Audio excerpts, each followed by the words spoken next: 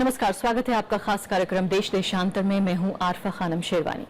दशकों से अधर्म में लटके अयोध्या मामले में देश की सर्वोच्च अदालत ने दोनों पक्षों से कहा है कि वो इस मामले को आपसी बातचीत से सुलझाएं।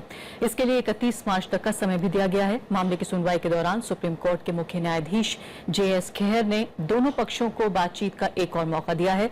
ये मामला कितना संवेदनशील और पेचीदा है, इस बात का अंदाजा इससे लगाया जा सकता है कि अदालतें भी इस मामले में फैसला सुनाने से बचती रही हैं।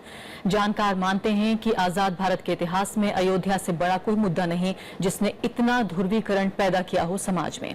यहां तक कि पिछले 25 साल में देश की राजनीति के पटल पर यह सबसे बड़ा मुद्दा रहा है जिसने भारतीय समाज और राजनीति को इतना ज्यादा प्रभावित किया है। बाबरी मस्जिद को 6 दिसंबर 1992 के दिन संघ परिवार और शिवसेना के कार्यकर्ताओं और समर्थकों ने गिरा दिया था, क्योंकि उनका यह मानना था कि मस्जिद के मुख्य गुंबद के ठीक नीचे भगवान राम का जन्म हुआ था और मस्जिद को राम मंदिर तोड़कर बनाया गया था। अब जबकि अदालत ने यह कहा है कि इस मामले का आउट ऑफ कोर्ट सेटलमेंट किया जाए, तो क्या सुप्रीम कोर्ट के इस कदम से मामला सुलझेगा ज्यादा या उलझेगा ज्यादा? हम उन तमाम जानकारों की मदद से ये जानने की समझने की कोशिश करेंगे जिन्होंने उस वक्त भी इस मुद्दे को देखा था। 1992 से लेकर अब तक देश की राजनीति पर, समाज पे क्या प्रभाव हुआ है, उसको भी बारीकी से, नजदीकी से समझते रहे हैं। और खासकर हमने इस कार्यक्रम में किसी भी राजनीतिक दल के नुमाइंदे को नहीं बुलाया है, क्योंकि हम डिस्पैशनेट तरीके से इस मुद्दे को समझना चाहते हैं और ये देखना चाहते हैं कि वाकई इस मुद्दे का कोई हल 2017 में निकल सकता है या नहीं। मेरे साथ डॉक्टर M अफजलवानी मौजूद हैं, लॉ के प्रोफेसर हैं। इसके अलावा लॉ कमीशन ऑफ इंडिया के मेंबर रह चुके हैं। दूसरे खास मेहमान राहुल देव हैं हमारे साथ, वरिष्ठ पत्रकार हैं और भारतीय समाज और राजनीति को बहुत बेहतर तरीके से समझते हैं वो।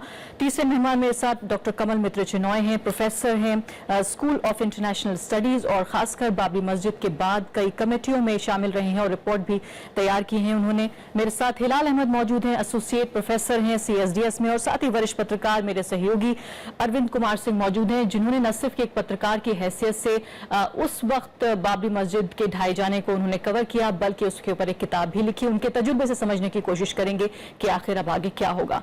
सभी मेहमानों का स्वागत है। प्रोफेसर चिनॉय, मैं आपके साथ शुरुआत करना चाहती हूँ कि कोर्ट का ये कहना कि आप अदालत से बाहर इस मामले को सुलझा लीजिए, क्या आपको लगता है कई लोग इस पर इस तरह से भी टिप्पणी करना चाहते हैं कि शायद अब ये अदालत के बस की बात नहीं है?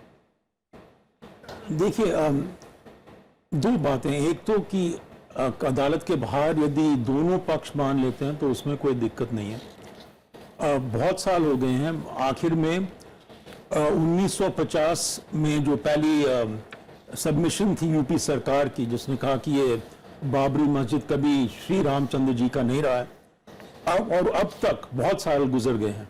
तो यदि अदालत के बाहर फैसला हो सकता है तो ठीक है, मगर जो जस्टिस खेहर ने कहा कि ये मामला भावनाओं का और धर्म का मामला है, सेंटिमेंट्स एंड रिलीजन, ये कुछ बेहतर तरीके से कहा जा सकता था कि आखिर में यदि कोई न्यायाधीश शामिल है आउट ऑफ कोर्ट सेटलमेंट में तो वो कानून को देखेगा और जो सबसे बड़ा कानून है संविधान को देखेगा। तो उसमें ये कहना कि भावनाएं, सेंटिमेंट्स और कोई धर्म की बात है, क्योंकि हर एक धर्म में कई धाराएं हैं और उनकी कई अलग अलग भावनाएं हैं। तो जो कानून है उसको लेके, और सबसे बड़ा कानून जो है संविधान का कानून, वो लेके फिर ये तय होना चाहिए। तो ये जो बात कही उससे मुझे लगता है कि इसको स्पष्ट करना चाहिए मुख्य न्यायाधीश खेहर को। और ये भी मुझे लगता जरूरी है कि टाइम टेबल बनाए कि इतने महीने में हम इस बात पे काम करेंगे। तो कह रहे हैं कि 31 मार्च तक आप जो है लेकर आइए आपस में बातचीत करके। नहीं, वो तो बातचीत करके, मगर फैसला आखिर में फैसला ये तो जरूर होगा। लेकिन कोई फैसला ना करना भी तो एक फैसला ही है।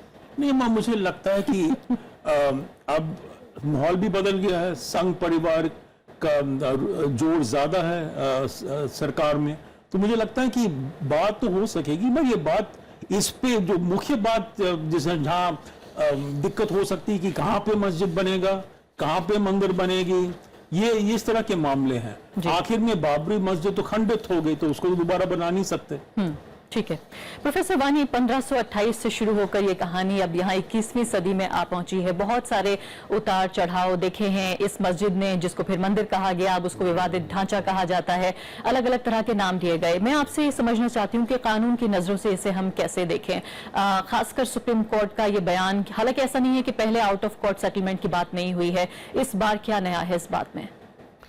देखिए, जो इस डिस्प्यूट की जो नवीयत है उसकी जूरिस्प्रूडेंस अपने आप की है। इसमें हिस्ट्री, रिलीजन, पॉलिटिक्स, बहुत सारी चीज़ें इन्वॉल्वड हैं। और इसके सेटलमेंट के लिए सिर्फ ये नहीं है कि एक ऑर्डिनरी केस है और उसको रिजॉल्व किया जाए, इसके इम्पैक्ट को भी देखना पड़ेगा।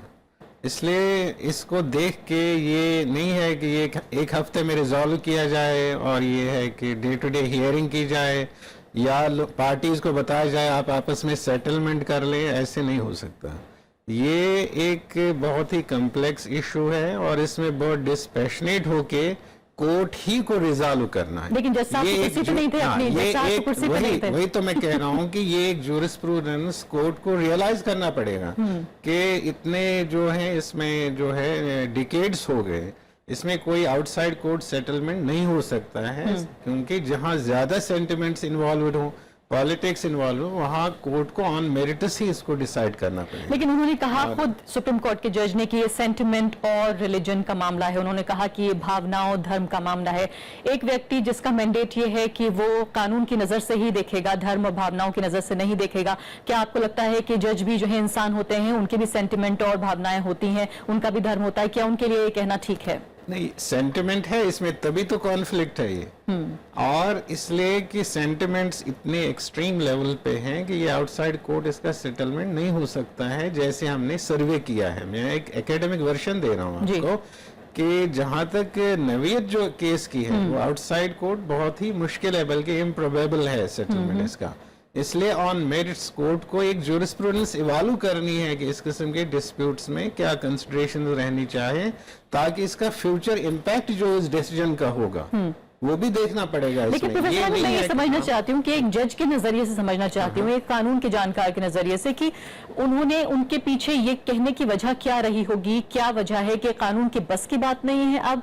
क्या वाकई तमाम जो कानूनी दाव पेश थे, जो पूरी प्रक्रिया अपनाई जानी थी वो अपनाई जा चुकी है, उसके बाद अब अदालत ये कह रही है कि भाई आप खुद निपटा लीजिए, हमसे नहीं हो पाएगा? ये कम्प्लेक्सिटी दिखाता है केस की। और इसमें ये कहूँगा कि मैं नहीं चाहता हूँ कि मैं एक जो है एस्पर्शन आप टिप्पणी नहीं करना चाहते। मैं ये कहना चाहता हूँ कि ये कॉम्प्लेक्स केस है और इसमें ऑल ऑफ ए सडन ऐसे कमेंट्स अवॉइड करने चाहिए। इसमें जो है कोर्ट को जाना पड़ेगा, इसमें मेरिट्स क्या हैं, और पार्टीज जो हैं वो in the course of proceedings खुद ही समझ जाएंगे। हो सकता है किसी स्टेज पे वो समझ जाएंगे कि हमें सेटलमेंट करना चाहें, लेकिन ऑल ऑफ ए सडन अगर हम उनको बता दें कि आप सेटल कर लीजिए, उसमें कौन सेटल करेगा? वो पार्टीज करेंगी जो इसमें पर्सन्स इन्वॉल्वड हैं, या पूरी Muslim community on the one side हो जाए, पूरे और कम्युनिटीज दूसरी साइड में हो जाएंगे।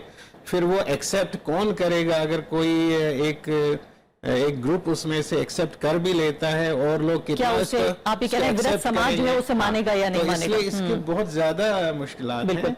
और इससे अच्छा है कि मैं ये कह रहा हूँ कि कई लोगों को मिला के इसमें एक, जो मैं विद एम्फेसिस कह रहा हूँ, एक नेशनल लेवल पे एक जूरिस्प्रूडेंस इवॉल्व करने की जरूरत है, क्योंकि ये एक ही मुद्दा नहीं है, बिल्कुल इसके अलावा बहुत सारे और हैं। और इसमें एक खासकर जो मैंने सर्वे किया है डिफरेंट ग्रुप्स में, स्पेशली जैसे मुस्लिम से बात करके ये पता चलता है कि उनमें वो कॉन्फिडेंस है भी कि वो अक्रॉस द टेबल बैठ लें। और एक हिस्टोरिकली जैसे वो हर बार कहते हैं कि हमारे जो लाखों एकड़ जमीन है औकाफ का, और उसमें से बहुत हिस्सा गवर्नमेंट के पास है, वो रेस्टोर नहीं किया जाता है उन्हें। तो इस किस्म के बहुत सारे मुद्दे हैं, वो सेटल नहीं हो रहे हैं। तो इसलिए कोर्ट को मैं एम्फेसिस दूंगा सुप्रीम पे। जी। सुप्रीम कोर्ट का मतलब ही है कि इन्हें एक जूरिस्प्रूडेंस इवॉल्व करनी है इस किस्म के मुद्दों को हल करने के लिए। राहुल देव जी, ये बताइए 1528 से बात जो शुरू हुई, 1853 में ही पहली बार अयोध्या में अंग्रेज जब थे भारत में तभी जो है दंगे शुरू हो गए थे।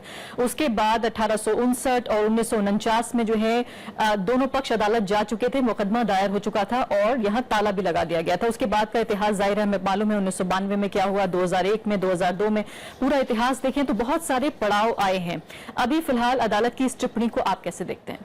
देखिए, मैं समझता हूँ कि मुझे थोड़ा अजीब लग रहा है कि हम लोग ऐसा लग रहा है बातचीत सुन के कि हमारी सर्वोच्च न्यायमूर्ति जो हैं, मुख्य न्यायाधीश सर्वोच्च न्यायालय के, उनको बहुत समझ नहीं है, वो इस मामले की गहराई को, इसकी जटिलता को समझ नहीं रहे हैं। ये थोड़ी मजेदार बात है कि हम ज्यादा समझ रहे हैं, वो नहीं समझ रहे हैं। जो तो थोड़ा इस पर समझता हूँ कि उसको समझ के टिप्पणी करनी चाहिए। जो मुझे लगता है कि पहली बात ये आरफा कि उन्होंने ऐसा नहीं कहा है, जहां तक मेरी जानकारी, उनकी जो टिप्पणियां थी कि अदालत इसमें कुछ नहीं कर सकती, हम हाथ खड़े कर रहे हैं। मैं ये पूछ रही थी कि क्या इस बात से अंदाजा ये लगाया जाए? ये देखिए, ये इंटरप्रिटेशन हो सकता है आपका या कुछ और लोगों। नहीं, ऐसा कहा नहीं। उन्होंने जो कहा है, हमें अपने को उतने तक सीमित रखना चाहिए। और उन्होंने सिर्फ एक ही ये बात नहीं कही है कि इसको दोनों पार्टियां मिलकर आपस में तय करें। उन्होंने ये भी कहा है खुद, और ये भी थोड़ी असामान्य बात है, कि मैं इसमें खुद मध्यस्थता करने को तैयार हूं। मैं नहीं तो मैं अपने दूसरे साथी जजों को भी देने को तैयार हूं। तो इसका मतलब है कि उन्होंने यूं ही नहीं कह दिया, इसके पीछे एक सोच है और इसके पीछे देश के सर्वोच्च न्यायालय के मुख्य न्यायाधीश की पूरी नैतिक और निजी और कानूनी, मैं कहूंगा, वजन इसके पीछे है, उनकी गरिमा उसके पीछे है। तो उन्होंने इतनी हल्की से कोई बात कह दी कि हम लोग उस पर प्रश्न चिन्ह खड़े कर रहे हैं कि वो समझ भी रहे हैं कि नहीं कर रहे हैं। बहुत विचित्र बात है। और मैं सहमत हूं इस बात से कि एक ऐसा फैसला जो दोनों समुदाय मिलकर लें और जिसके पीछे कानून की, यानी सर्वोच्च न्यायालय की भी उसकी एक अनुमति हो, अनुमोदन हो, और वो उसमें उसकी मध्यस्थता हो, उसका बीच बचाव हो, तो इससे बेहतर क्या हो सकता है? तो इसमें देखिए दोनों चीजें पूरी होती है, क्योंकि एक कोई सिर्फ समुदाय मिलकर फैसला करेंगे जिसकी संभावना बहुत कम है, तो फिर उस पर कानूनी अड़चन कोई चुनौती दे सकता है उसको। केवल अदालत फैसला करेगी तो दोनों समुदायों में से एक या दोनों समुदायों के कई अलग अलग हिस्से वो उनके खिलाफ फिर चुनौती दे सकते हैं, फिर वो भड़क सकते हैं, क्योंकि भड़कने से आप किसी को इस देश में कहीं भी रोक नहीं सकते। लेकिन कोई भी अगर ऐसा फैसला होता है जिसमें समुदायों की ताकत भी शामिल है और जिसमें कानून और सर्वोच्च न्यायालय की एक, मैं कहूंगा कि नैतिक उसका कद भी शामिल है। राहुल जी, मैं चाहती हूँ आप इस पर जरूर टिप्पणी करें। जो प्रोफेसर चिनॉय ये कह रहे हैं कि ये मामला दरअसल कानून का है, ये भावनाओं का और धर्म का नहीं है।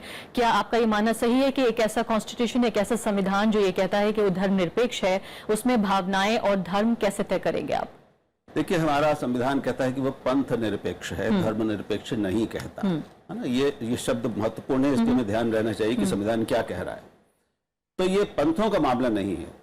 और संविधान के निर्माण में भी तो भावना का और मूल्यों का ध्यान रखा जाता है कि नहीं रखा जाता है। और हमारे दोनों इतने बड़े विद्वान ये लोग बैठे हैं, तो संविधान निर्माण की पूरी प्रक्रिया आप देख लें और संविधान को भी देख लें। संविधान के शब्दों के पीछे जो आत्मा है वो कहीं ना कहीं मानवीय मूल्यों से, विचारों से और भावनाओं से जुड़ती है। वो उच्चतम भावनाएं, आप उनको कह सकते हैं मानवीय भावनाएं।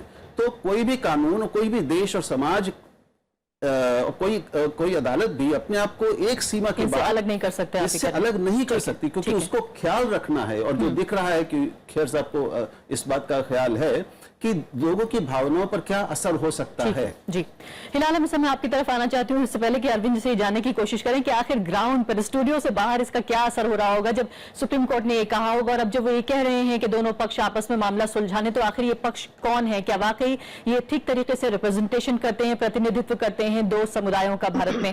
हिलाल अहमद साहब, ये बताइए, फिलहाल इतिहास, धर्म, राजनीति, संविधान, कानून, ये एक ऐसा मुद्दा है, दरअसल ये बिल्कुल टेक्स्ट बुक एग्जाम्पल है कि किस तरह से एक मुद्दा कितना पेचीदा हो सकता है। फिलहाल आप अदालत की इस टिप्पणी को किस तरह से देखना चाहेंगे, जिसके पीछे बहुत सारे सालों का एक इतिहास जुड़ा हुआ है और भारत का भविष्य भी शामिल है? नहीं, देखिए, मैं जो स्पिरिट है, जिस भावना के साथ राहुल भाई अपनी बात कह रहे हैं, उस भावना का मैं सम्मान करता हूं। लेकिन क्योंकि मैं राजनीति विज्ञान का छात्र हूं, इसलिए मैं इसके राजनीतिक पक्ष को ज्यादा महत्व देना चाहूंगा। और मुझे लगता है कि बातचीत की भी अपनी एक राजनीति होती है। अगर ये कहा जाए कि चलिए मिलकर मामला सुलझाया जाएगा बातचीत का, तो उसकी अपनी एक राजनीति होगी। और वो राजनीति यहाँ पर मुझे लगता है कि अभी बहुत ज्यादा आसानी से देखने की बजाय बहुत थोड़ा सा पीछे जाके देखेंगे तो राजनीति स्पष्ट हो जाएगी। अगर मैं आपको ले जाऊं सन 1989 के बाद से, जब जनता दल की सरकार बनी थी और जब ये कहा गया कि चलिए आउट ऑफ कोर्ट सेटलमेंट खेलते हैं, तो बहुत दिलचस्प ये था कि पहले जो सरकार थी उसने कहा कि हम इसको खिलाएंगे और हम इनवाइट करेंगे कम्युनिटीज को, समुदायों को, कि वो फैसला करें कि इसका क्या होना चाहिए, इस विवादित स्थल का क्या होना चाहिए। उस वक्त में इसको बाबरी मस्जिद कहा जाता था, विवादित स्थल बाद में कहा गया। जब ये खेल शुरू हुआ तो सबसे पहले बुलाया गया बाबरी मस्जिद मूवमेंट कोऑर्डिनेशन कमेटी और विश्व हिंदू परिषद को। लेकिन बाद में यह हुआ कि बाबरी मस्जिद मूवमेंट कोऑर्डिनेशन कमेटी में दो फिरके हो गए, एक बाबरी मस्जिद मूवमेंट कोऑर्डिनेशन कमेटी रहा और एक बाबरी मस्जिद एक्शन कमेटी बन गया। तब यह हुआ कि अगले 3 राउंड में ये दोनों पार्टियां और वीएचपी एक दूसरे को सही प्रतिनिधि मानने को तैयार नहीं थे और इसकी मीडिएट करने की जो कमेटी थी उसका नाम था मधु दंडवते के नेतृत्व में कमेटी बनी थी, दंडवत कमेटी। अब उसके बाद क्या हुआ कि जो दिलचस्प बात थी इस पूरे खेल में वो ये हुई कि सरकार ने एक दिन अचानक फैसला किया कि कांची के शंकराचार्य और मौलाना अली नदवी को बुला लेते हैं। और इसके बाद एक और दिलचस्प बात यह हुई कि इलाहाबाद हाई कोर्ट में एक रिट पिटीशन दायर की गई कि भाई ये अली नदवी है कौन, ये तो हमारे नुमाइंदे हैं नहीं। तो इस बातचीत का खेल आखिर में खत्म हुआ जब हमारे आडवाणी जी ने 25 तारीख को सितंबर 1990 की रथ यात्रा शुरू कर दी। सरकार गिर पड़ी, एक तरफ बातचीत चल रही थी, एक तरफ रथ यात्रा चल रही थी, फिर शिलान्यास हो गया, फिर 30 सितंबर का वाकया हो गया, कार सड़कों पर गोली चला दी गई और आज तक वो जो डॉक्यूमेंट एक दूसरे से एक्सचेंज हुए थे वो बातचीत खेलों खेलों के अंदर दबकर खत्म हो गया। ये इसका पस मंजर है, इसके अंदर ये बातचीत का इतिहास है। अब सवाल इसमें सबसे बड़ा ये है नुमाइंदगी का। अभी मैं बिल्कुल सहमत हूं राहुल भाई की बात से कि हाँ कोई हल तो जरूर निकलना चाहिए, लेकिन इसके पीछे की एक सशक्त राजनीति है जिसको कि हमें नहीं भूलना चाहिए। चीफ जस्टिस ऑफ इंडिया जो है वो जब ये कमेंट करता है तो मैं इस बात से सहमत हूं कि वो इसको शायद राजनीतिक परिवेश से बाहर लाकर इसको एक भावनात्मक इशू ना बनाकर इसका एक हल निकालना चाहते हैं, लेकिन इसमें संभावनाएं पूरी जो हैं वो नए किस्म की राजनीति की हैं। एक और बात कहकर मैं अपनी बात खत्म करूंगा और वो ये है कि बाबरी मस्जिद को हम जो बाबरी मस्जिद राम जन्मभूमि का मुद्दा 1992 में था वो आज नहीं है। अगर आप तमाम पार्टीज के जो स्टेटेड पोजीशंस थी उनको देखेंगे तो आपको ये लगेगा कि जिसने जो चाहा उसको वो मिला। वीएचपी की डिमांड ये थी कि वहां राम का मंदिर बने, राम का मंदिर तो बना हुआ है वहां पर। मुस्लिम जो दोनों फ्रैक्शंस थे उनकी डिमांड ये थी कि केस टू केस बेसिस पर हो और एक ऐसा कानून हो जिसमें कि जो लाइन हो खींचने की वो 15 अगस्त 1947 के बाद जो जिस अवस्था में होगा धार्मिक स्थल उसको उसी स्तर पर रखा जाएगा, वैसा हो गया। तो दोनों ही अपनी विन विन सिचुएशन में थे। तो इसकी राजनीति के इस राजनीतिक परिप्रेक्ष्य में मुझे लगता है कि इस स्टेटमेंट को देखना चाहिए। ठीक है अरविंद जी, जल्दी अगर इजाजत तो छोटी सी बात, हिलाल ने की जो बात कही है, सिर्फ फर्क जो इस बार मुझे लग रहा है कि इससे पहले एक बार नहीं कम से कम 5 या 6 बार सरकारों द्वारा मध्यस्थता की कोशिश और आउट ऑफ कोर्ट सेटलमेंट की कोशिशें हो चुकी हैं। ठीक है। इस बार जो थोड़ी सी नई बात मुझे लग रही है कि इस बार सरकार नहीं कह रही अदालत कह रही है। इस बार सर्वोच्च न्यायालय के सिटिंग चीफ जस्टिस कह रहे हैं कि मैं या मेरे दूसरे साथी, या इसका मतलब यह है कि सर्वोच्च न्यायालय मध्यस्थता के लिए तैयार है। ठीक है। तो अगर उसकी मध्यस्थता में कोई प्रक्रिया चलती है तो मैं समझता हूं कि उसका ज्यादा वजन होगा, ज्यादा विश्वसनीयता होगी। और अगर हल निकलता है तो उसका भी। अरविंद जी, मैं इसे कई पहलुओं से आपसे समझना चाहती हूँ, समय हालांकि बिल्कुल जरूर कम है। पहली बात तो मुझे बताइए, अयोध्या में, उत्तर प्रदेश में खासकर जितने बड़े मैंडेट की सरकार बनी है और इसमें कोई दो राय नहीं है कि ये वोट कहीं ना कहीं ध्रुवीकरण का वोट था, हिंदुत्व पे वोट मिला है और इस वक्त कहा जा रहा है कि जो समर्थक है खासकर बीजेपी के या उन ताकतों के उनके लिए सबसे बेहतर वक्त है राम मंदिर के लिए मांग करना। ऐसे में बीजेपी के लिए भी वाकई ज्यादा मुश्किल होगा शायद इसको बहुत दिनों तक टाले रखना। लेकिन जो मुस्लिम समुदाय है, खासकर बाबरी मस्जिद एक्शन कमेटी, उनका ये मानना है कि उनका ये कहना है कि वो दरअसल इस पक्ष में नहीं है कि आउट ऑफ कोर्ट सेटलमेंट किया जाए।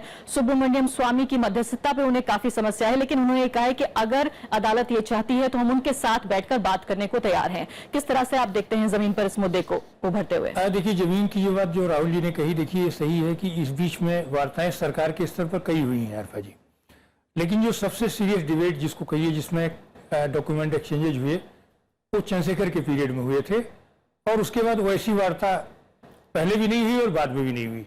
अब ये जरूर है कि सुप्रीम कोर्ट के चीफ जस्टिस ने ये बात कही है, लेकिन इसी सुप्रीम कोर्ट ने 1994 में जो बात कही थी वो मैं उसका यहाँ ध्यान दिलाना चाहूँगा। जब राव सरकार में प्रेसिडेंशियल डिफरेंस के लिए गया था मसला, उस समय सुप्रीम कोर्ट ने ये कहा था कि वो इस बात से सहमत नहीं है कि संसद इसका निदान नहीं निकाल सकती। सुप्रीम कोर्ट की ये राय थी कि पार्लियामेंट सक्षम है इसका निदान निकालने के लिए। दूसरा, उसने जो है प्रेसिडेंशियल डिफरेंस को लौटा दिया था और ये कहा था कि अयोध्या एक तूफान है, ये चला जाएगा, लेकिन हम अपने जो है सर्वोच्च न्यायालय की गरिमा और मर्यादा के साथ कोई जो है हम समझौता नहीं कर सकते।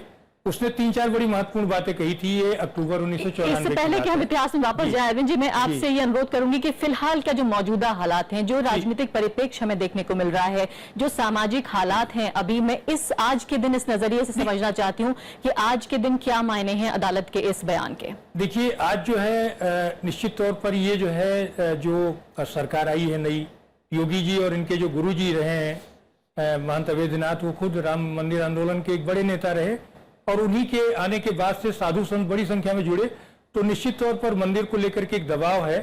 और सुप्रीम कोर्ट की ये कह देने के बाद जो है कि ये वार्ता होना चाहिए, थोड़ा एक गंभीर मसला बन गया है। लेकिन मैं बहुत आशावादी नहीं हूं, क्योंकि जो पक्ष इन्वॉल्व है इसमें और जो जमीन इन्वॉल्व है, जमीन ज्यादा नहीं, पूरी अयोध्या नहीं इन्वॉल्व है इसमें, केवल 2.77 एकड़ जमीन जो है वो उसके जो है उसके मुख्य स्वामित्व का जो मसला है। और वो इससे नहीं रुकना है कि स्वामी जी ने ये कहा कि साहब सरयू के उस पार एक मस्जिद बना देंगे, सॉल्यूशन नहीं निकलना। ऐसे पता नहीं कितने सॉल्यूशन जो है वो रखे गए हैं, उनमें से कोई नहीं निकला है, क्योंकि ये सिर्फ एक नहीं, ये 2 धर्मों के अलग अलग सेंटिमेंट का, आस्था का मसला है और वो अंतर्राष्ट्रीय हो गया, ये राष्ट्रीय भी नहीं है। अब ये 1992 में जहां खड़ा था ये मसला, ये वहीं खड़ा है। अब ये सुप्रीम कोर्ट जो है कहाँ, अगर चीफ जस्टिस ऑफ इंडिया खुद इनिशिएट करते हैं तो कहां तक जाता है। यानी आप ये कह रहे हैं कि 25 साल में इतनी कानूनी प्रक्रियाओं के होने के बावजूद, राजनीतिक पहल होने के बावजूद, सामाजिक पहल होने के बावजूद मामला वहीं खड़ा है, आप ये कह रहे हैं। बिल्कुल, वहां से कहां किसका है आगे। जी प्रोफेसर चिन्मय, इससे पहले कि आप जवाब दें, मैं एक और बात समझना चाहती हूँ। लगातार जो प्राइवेट टीवी चैनल्स हैं, अखबार हैं, उनके जरिए एक इस तरह की पहल की जा रही है, मुहिम चलाई जा रही है कि जो मुस्लिम समुदाय है वो दरअसल एक गुडविल दिखाए, बड़ा हृदय दिखाए और कहीं ना कहीं जमीन को जो है समर्पण कर दे, यानी कि सरेंडर कर दे। क्या आपको लगता है कि वाकई फिलहाल के जो मौजूदा हालात हैं इसमें अगर एक समुदाय ऐसा कर देता है तो क्या हर्ज है इसमें? ये एक तो यदि आप ये सोचे ये समुदाय का धार्मिक मामला है तो फिर मैं समझ सकता हूँ क्या कह रहे हैं, मगर ये केवल धार्मिक मामला नहीं है। काफी महत्वपूर्ण बात कह रहे हैं आप। उनको लगता है कि जो हमने किया अपने समाज के लिए, उनके साथ क्या हुआ। यदि आप अदालत के फैसले देखें 1950 से 55 तक, वहां उन्होंने कहा है कि ये मस्जिद थी, यहाँ रामचंद्र जी नहीं थे। बाद में उन्होंने कहा कि ये रामलाला के आइडल्स डाले गए और बाद में जब सुनवाई नहीं हुई दूसरी साइड की, तो इलाहाबाद हाई कोर्ट ने 1955 में कहा कि ये बुरी बात है कि जो डिफेंडेंट्स थे, जिसमें यूपी सरकार भी था, उनको ये नहीं मिला। सुप्रीम कोर्ट का मामला ये है कि बाबरी मस्जिद खंडित होने से 5 दिन पहले 29 नवंबर को उन्होंने एक फैसला निकाला जिसमें उन्होंने माना कि जो बाबरी मस्जिद के वकील थे ओपी शर्मा, कि उन्होंने उनको चेतावनी दी थी कि यदि आप लोगों को इकट्ठा होने देंगे तो वो सब तोड़फोड़ करेंगे। ये मानते हुए सर्वोच्च न्यायालय ने कहा कि ये हमारे एस्टीम्ड गेस्ट हैं, इनको स्टेट गेस्ट बना के आने दो कार सेवक को। तो ये मामला बहुत जटिल मामला है, बहुत गंभीर मामला है और यदि उनको लगता है जस्टिस केहर या किसी को कि आउट ऑफ कोर्ट सेटलमेंट नहीं हो सकता है तो फिर वो नहीं होना चाहिए। मगर 2 चीज हो सकते हैं कि यदि आउट ऑफ कोर्ट सेटलमेंट अकेला नहीं हो और कुछ प्रोसीडिंग्स कोर्ट में भी हो जो एक तरह से रुझान दे, सुझाव दे, तो शायद हो पाएगा। मगर इसके लिए जिसको अंग्रेजी में कहते हैं पॉलिटिकल विल, वो बहुत महत्वपूर्ण होगा। बहुत मेरे पास समय कम है। प्रोफेसर वानी, ये बताइए कि एक ऐसा मुद्दा है जिस पे दंगे हुए हैं, बेशुमार लोगों की जानें गई हैं, जो देश का एक शांति है, जो उसकी बल्कि स्थायित्व है, वो तक दांव पे लगा है। क्या वाकई जिस तरह की अपीलें की जा रही हैं, क्या वो जायज हैं टेलीविजन चैनल्स के जरिए? इसमें ये बात समझने की जरूरत है कि अभी जो कोर्ट के पास ये मेंशन किया गया, कोर्ट ने सो मोटो एक्शन नहीं लिया। तो कोर्ट ने एक बहुत ही एक अच्छा रिस्पांस दे दिया अपनी तरफ से, लेकिन इसका अच्छा रिस्पांस जो पार्टीज की तरफ से आना चाहिए कि पहले तो सुप्रीम कोर्ट का कंटेम्प्ट हो चुका है, अब जो है हम सारी पार्टीज जो हैं उनको रिपोज करना चाहे फेथ सुप्रीम कोर्ट में कि हम दोनों पार्टीज जितने भी पार्टीज में इन्वॉल्व हैं, 3-4 जितने भी हैं, हम ट्रस्ट करते हैं सुप्रीम कोर्ट को और सुप्रीम कोर्ट ऑन मेरिट्स इसमें जो है सोल्यूशन इवॉल्व करें, बल्कि सोल्यूशन नहीं, एक फ्यूचर के लिए एक ऐसी ज्यूरिस्प्रूडेंस डेवलप करें जो एक मार्गदर्शन हो ऐसे डिस्प्यूट्स, ऐसे कॉन्फ्लिक्ट्स को रिजॉल्व करने के लिए, ताकि ग्राउंड से जो बार बार ये कॉन्फ्लिक्ट्स आ रहे हैं और लोग उठा रहे हैं वो खत्म हो जाए। ठीक है। राहुल देव जी, ये बताइए, जो मैं अपील का जिक्र कर रही हूँ, कहीं ना कहीं लोग ये कह रहे हैं कि दरअसल ये कहीं ना कहीं बहुसंख्यकवाद की आहट है, क्या आप ऐसा मानते हैं? नहीं, मैं नहीं समझता कि किसी भी चैनल या किसी भी मीडिया संगठन को इस समय अपनी ओर से कोई इस तरह की किसी भी एक पक्ष में अपील करनी चाहिए, ये ठीक वो ये नहीं कह रहे हैं कि शांति के लिए ऐसा करिए, आपकी हमेशा ये शांति अब हो उनकी जाए। राय है, देखिए इस पे सबकी अलग अलग राय हो सकती है, लेकिन उनकी राय है तो भी मैं समझता हूँ कि बहुत ध्यान से इसको करना चाहिए कि ये इस मसले पर तटस्थता सबसे अच्छी नीति होगी, कम से कम मीडिया के लिए, ऐसा मैं मानता हूं। लेकिन फिर आप मीडिया बहुत अलग अलग आप भी जानते हैं सोच वाला है, इसलिए उनको कोई कह भी नहीं सकता कि आप ऐसा सोचिए ऐसा ना सोचिए। लेकिन मैं वानी साहब जो कह रहे हैं, मैं उसमें एक अहम चीज निकल रही, वो कह रहे हैं कि एक नेशनल नई तरह की जूरिस्प्रूडेंस की विकसित करने की जरूरत है। क्या वानी साहब ये जो कहा है हमारे मुख्य न्यायाधीश ने कि वो अपनी हैसियत यानी मुख्य न्यायाधीश की हैसियत से और बैठे हुए अपने साथी जजों की हैसियत से उनको शामिल करने को इसमें तैयार हैं, वो कोई पूर्व न्यायाधीशों की बात नहीं कर तो आप रहे ये कह रहे हैं कि नया ज्यूरिस्प्रूडेंस है? कह रहे हैं कि उसके लिए तो क्या इसको नहीं, उनको लेट हिम फ्रेम कमिटीज जो उन्हें लग रहा है कि ये सोल्यूशन सजेस्ट कर सकते हैं, कैपेबल लोग, मेरी बात और जो इम्पार्शियल लोग हैं वो कोर्ट को असिस्ट करेंगे इस चीज में।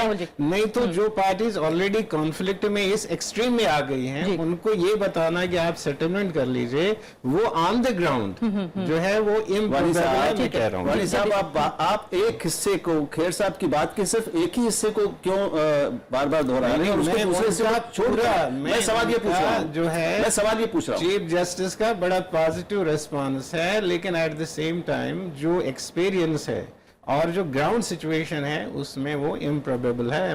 देखिए अगर हम सब अतीत पर ही फंसे रहेंगे और अतीत के बोझ को ही लादे रहेंगे, और तब तो फिर आगे हमको पहले मान ही लेना चाहिए कि इसका कोई हल नहीं निकल सकता। ठीक है, हल निकालने के लिए नए रास्ते, नई सोच चाहिए, एक नया रास्ता सुझाया जा रहा है। ठीक है, आपकी बात लगता है अब वाजिब हम है। उसको इम्प्रोबेबल कहते हैं कि नहीं हो सकता, तो फिर तो बात खत्म हो गई, तो बहस क्या है? हिलाल साहब 20 सेकंड।